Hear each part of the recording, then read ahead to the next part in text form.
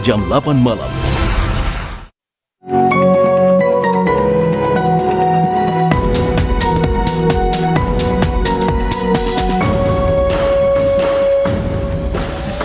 Singapura diramal alami kemelisitan ekonomi lebih besar tahun ini akibat pandemik COVID-19. Lebih 500 kes baru COVID-19 dilaporkan tetapi jangkitan melibatkan rakyat dan PR turun ke satu angka. Pihak berkuasa bentang strategi jagaan kesihatan bagi COVID-19 dari segi kapasiti dan tenaga manusia.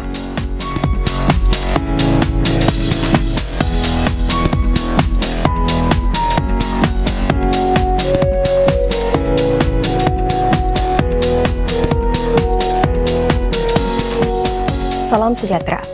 Ekonomi Singapura mungkin menguncup lebih daripada yang dijangkakan tahun ini dan kadar pemberhentian kerja dijangka meningkat di tengah-tengah kemerosotan ekonomi akibat wabak COVID-19. Menurut penilaian makroekonomi terbaru Penguasa Keuangan Singapura MAS, keadaan itu dijangka berlaku meskipun adanya pakej-pakej bantuan dari pemerintah. Perangkaan awal menunjukkan hasil kasar dalam negeri GDP diramal menguncup antara 1% hingga 4% tahun ini. Bagaimanapun, pakar-pakar ekonomi kini percaya kesan pandemik COVID-19 akan meletakkan Singapura ke dalam kemelisitan yang lebih mendalam. Pemotongan gaji juga lebih berkemungkinan berlaku dalam beberapa bulan akan datang. MAS menyatakan pekerjaan yang paling berisiko terjejas adalah berkaitan pelancongan atau industri yang melibatkan interaksi dengan pengguna seperti khidmat makanan. Perniagaan-perniagaan tersebut membentuk 1/5 daripada tenaga kerja Singapura. Perniagaan dalam segmen khidmat keuangan, runding cara pengurusan dan khidmat profesional juga akan lebih terjejas akibat permintaan yang merosot dan sekatan perjalanan. Meskipun lebih ramai orang membeli peralatan teknologi untuk bekerja dari rumah, sektor elektronik dijangka lebih lemah. Sungguh pun demikian, prestasi sektor binaan diramalkan cerah. Sektor itu mungkin pulih sedikit pada separuh kedua tahun ini sebaik saja projek-projek seperti pembinaan laluan MRT Thomson East Coast disambung semula. Dalam pada itu, kadar inflasi dijangka merosot ke paras sifar dan ke bawah. Lagi 528 kes baru jangkitan COVID-19 dilaporkan sehingga 12 tengah hari tadi. Ini menjadikan jumlah keseluruhan jangkitan di Singapura kepada 14,951 kes. Menurut laporan awal Kementerian Kesihatan MOH, kebanyakan kes jangkitan baru itu melibatkan para pekerja asing yang tinggal di dormitori-dormitori. 8 kes baru melibatkan rakyat Singapura atau penduduk tetap. MOH akan memberi butir-butir lanjut malam ini. Lewat malam semalam, MOH melaporkan 2 lagi pesakit COVID-19 meninggal dunia, menjadikan jumlah keseluruhannya 14 orang. 2 lelaki rakyat tempatan itu berusia 81 dan 82 tahun. Selain itu, pihak berkuasa juga mengenal pasti 7 kelompok baru COVID-19. 2 daripadanya ialah Rumah Kebajikan Acacia dan Dormitori Ling Jack di Woodlands.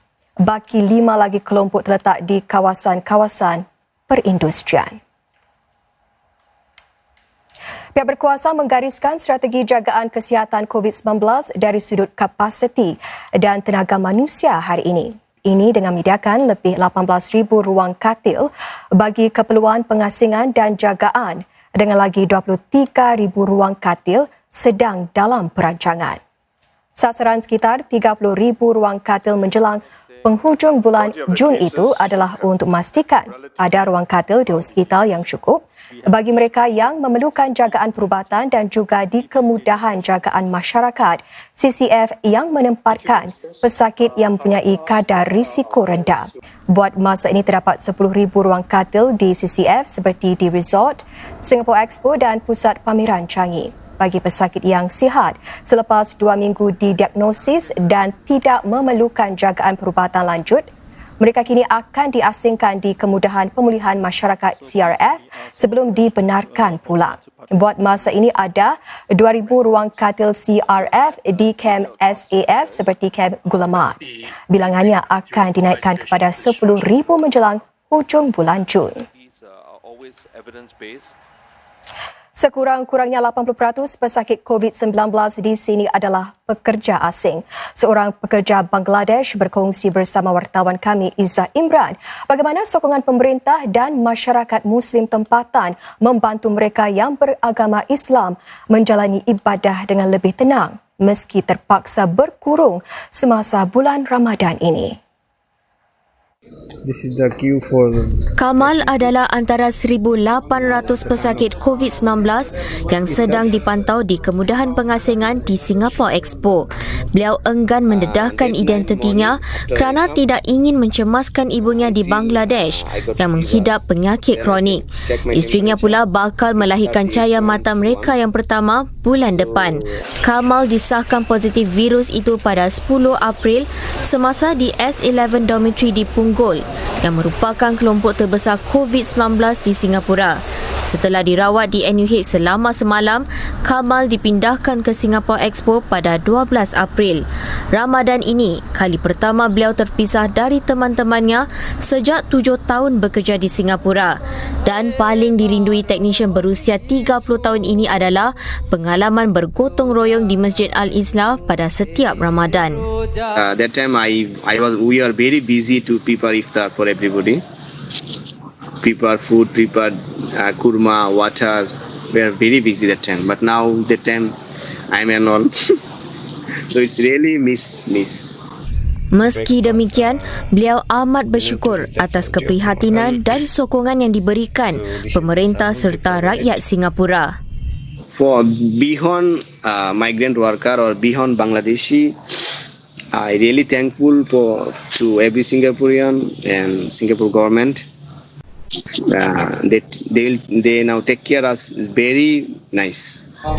Kamal tidak menunjukkan sebarang simptom sejak lebih 2 minggu lalu dan berharap dapat menjalani hari-hari Ramadan seterusnya bersama teman-teman.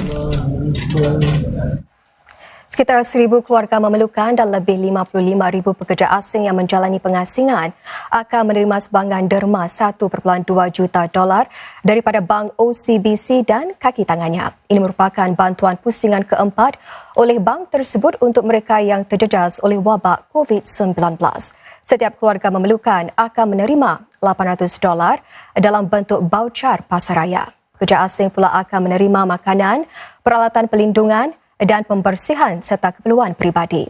Penerima bantuan termasuk mereka yang tinggal di OCBC Arena yang telah diubah menjadi kemudahan penginapan sementara bagi pekerja asing.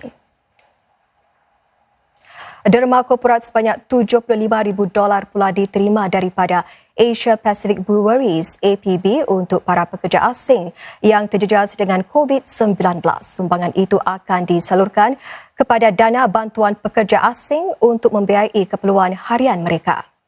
Ia juga untuk membantu para pekerja yang mencari tempat tinggal kerana tidak boleh pulang ke negara mereka disebabkan sekatan perjalanan. Bantuan itu juga bagi mereka yang tidak boleh bekerja